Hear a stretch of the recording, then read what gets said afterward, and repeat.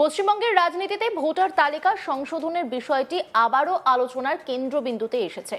নির্বাচনের মুখে বিদেশি নাগরিকদের নাম ভোটার তালিকায় থাকা বিষয়টি রাজনৈতিক দলগুলোর জন্য গুরুত্বপূর্ণ ইস্যু হিসেবে দেখা হচ্ছে। এবার ফরেনার্স রিজিওনাল রেজিস্ট্রেশন অফিস রাজ্যের ভোটার তালিকা থেকে আরও 38 জন বাংলাদেশি নাগরিকের নাম বাদ দেওয়ার সুপারিশ করেছে। সূত্রের দাবি, এই 38 জনের প্রত্যেকের কাছে বৈধ বাংলাদেশি পাসপোর্ট রয়েছে। সেই তথ্যের ভিত্তিতে রাজ্যের মুখ্য নির্বাচনী আধিকারিক দপ্তরে আনুষ্ঠানিকভাবে নাম বাদ দেওয়ার আবেদন জানানো হয়েছে।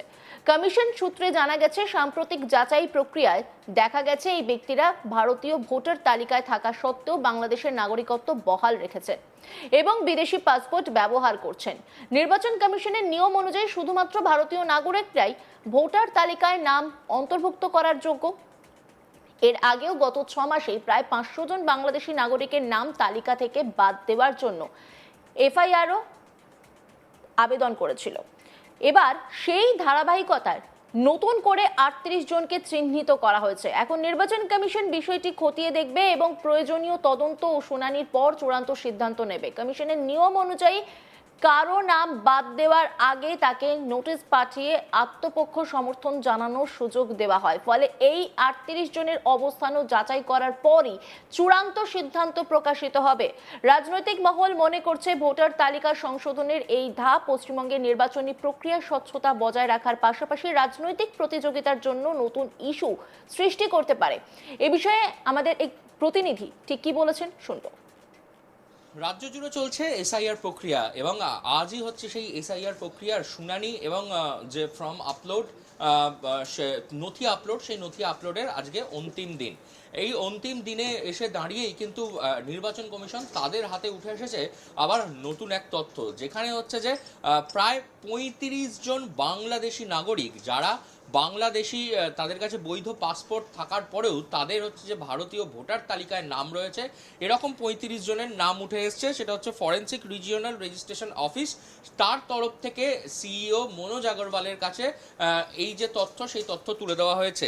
গত 6 মাসের মধ্যে প্রায় 500 জন বাংলাদেশি যারা বৈধ, তাদের কাছে বাংলাদেশি প্রমাণপত্র থাকার পরেও ভারতীয় ভোটার তালিকায় তাদের নাম ছিল, এরকম 500 জনের নাম খুঁজে পাওয়া গিয়েছিল। সেই নামের তালিকায় ইতিমধ্যে চলে এসেছিল। তারপরে আবারও নতুন করে 35 জনের নামের তালিকা কিন্তু উঠে এসছে এবং এই 35 জনের নাম যেটা উঠে এসছে সেটা তাদের যদি একটুখানি নামগুলো দেখা যায়, সেই নামগুলো হচ্ছে যে, যেমন হচ্ছে একজনের নাম হচ্ছে দুলাল কান্তি নাথ, সেটা হচ্ছে তার নাম, এবং তার হচ্ছে তার বাংলাদেশি পাসপোর্টের নাম, এবং ভারতীয় পাসপোর্টে তার নাম ভারতীয় নাগরিক যখন ভোটার আই কার্ড তাতে তার নাম রয়েছে মধুসূদন নাথ।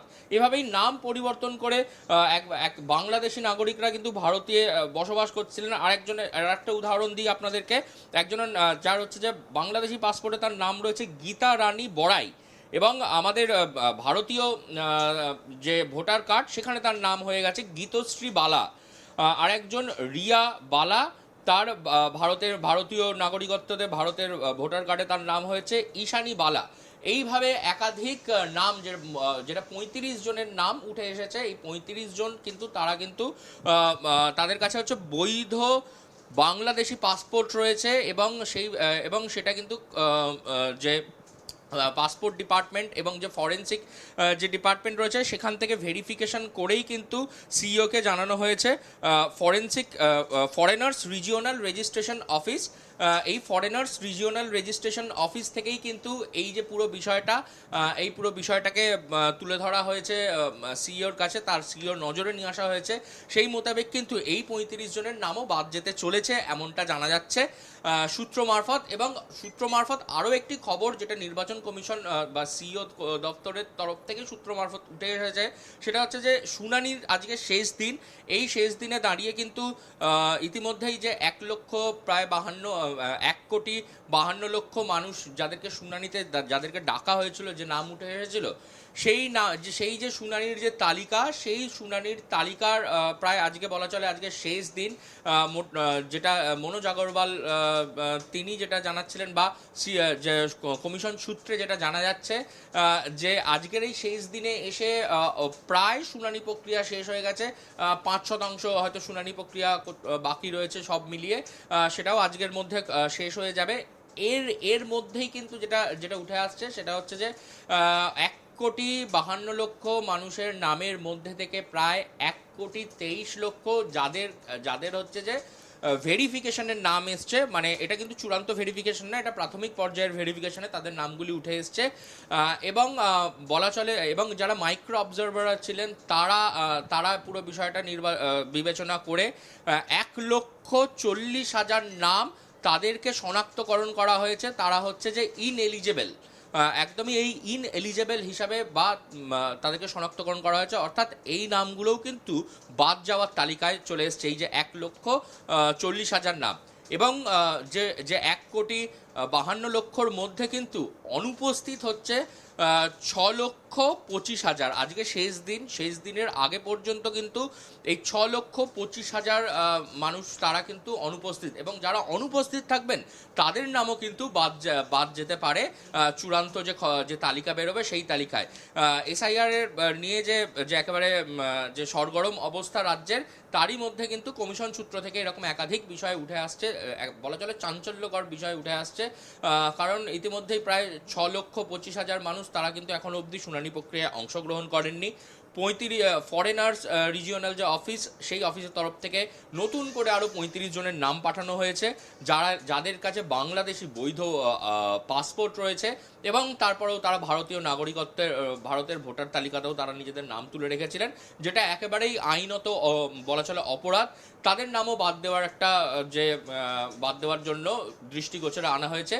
এই যে পুরো বিষয় শুনানি প্রক্রিয়া, এই শুনানি প্রক্রিয়া নিয়ে কিন্তু বলা চলে একেবারে যে রাজ্যের যে পরিস্থিতি, সেই পরিস্থিতির কিন্তু একেবারে যে বর্তমান যে পরিস্থিতির অবস্থা, কমিশন সূত্র মারফত যে খবর উঠে আসছে তাই কিন্তু তুলে ধরলাম আমরা আপনাদের সামনে। পশ্চিমবঙ্গের রাজনীতিতে ভোটার তালিকা সংশোধনের বিষয়টি আবারও আলোচনার কেন্দ্রবিন্দুতে এসেছে। নির্বাচনের মুখে বিদেশি নাগরিকদের নাম ভোটার তালিকায় থাকা বিষয়টি রাজনৈতিক দলগুলোর জন্য গুরুত্বপূর্ণ ইস্যু হিসেবে দেখা যাচ্ছে। এবার ফরেনার্স রিজিওনাল রেজিস্ট্রেশন অফিস রাজ্যের ভোটার তালিকা থেকে আরও 38 জন বাংলাদেশি নাগরিকের নাম বাদ দেওয়ার সুপারিশ করেছে। সূত্রের দাবি, এই 38 জনের প্রত্যেকের কাছে বৈধ বাংলাদেশি পাসপোর্ট রয়েছে।